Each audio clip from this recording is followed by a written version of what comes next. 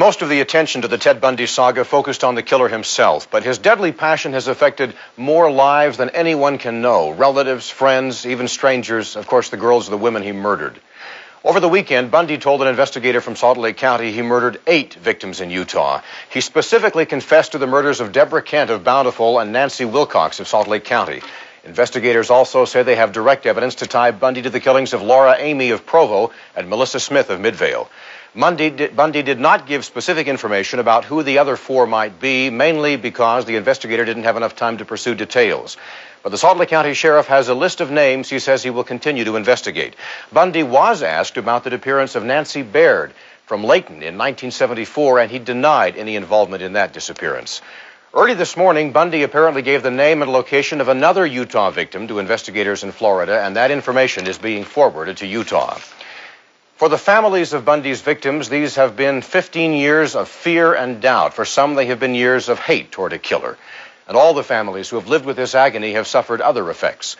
Crime specialist Tom Walsh has been talking with the parents and brothers and sisters of the victims.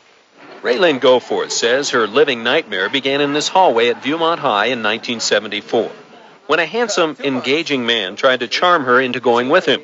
Now she thinks it was probably an invitation to her death.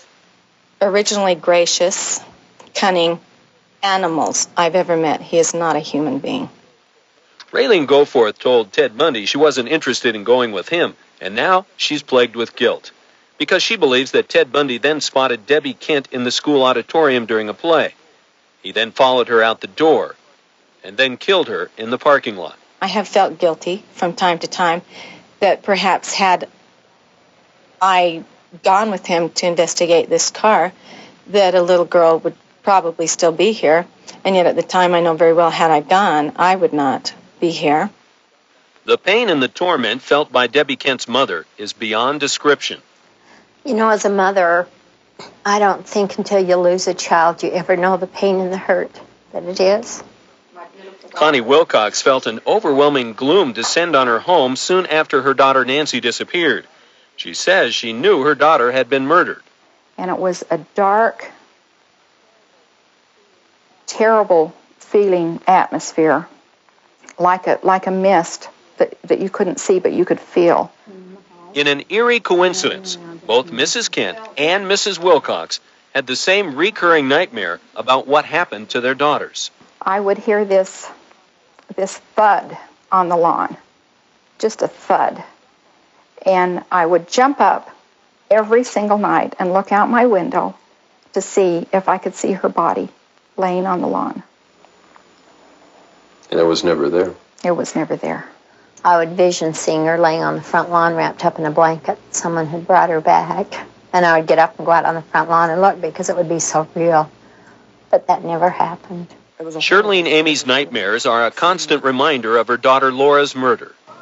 That's all you do all night long is dream about all of the things that, well, everything that's happened for 14 years. She believes Ted Bundy dumped her daughter's body in American Fork Canyon after bludgeoning and raping her. Shortly after, Laura Amy's father had a nervous breakdown and suffered from severe depression. He died of a heart attack a year and a half ago. Shirlene says her husband was at the execution in spirit. I think most definitely he knows. He was there. Shirlene Amy just hopes now the nightmare will end. We're at the Kent home in Bountiful right now. What you're looking at is the porch light that's been left on for Debbie. Belva Kent turned that light on 14 and a half years ago, a beacon of light, a symbol of hope. They're going to keep that light on. They say they're never going to turn it off, even though they know that Debbie won't be coming home. Thank you, Tom Walsh. Now, news specialist John Hollenhorst joins us again live from Florida, where he covered today's execution. In fact, John has covered the Bundy story now for 12 years. John, does this finish it? Is this the end of the Ted Bundy story? Well, I would think not, Bruce. I think one thing we'll see in the near future is probably more books, more articles about Ted Bundy, because he continues to be fascinating to a lot of people. And there's a serious side to that as well. I think psychologists and psychiatrists will have plenty of things to pick through in this story, trying to figure out what made him tick and what made him do what he did, what made him the kind of person he was, because I don't think anyone really understands that yet, even after Bundy's confessions and his interview yesterday. And for law enforcement, a lot of soul searching has been done over Ted Bundy for a long time, and they're doing that even still today.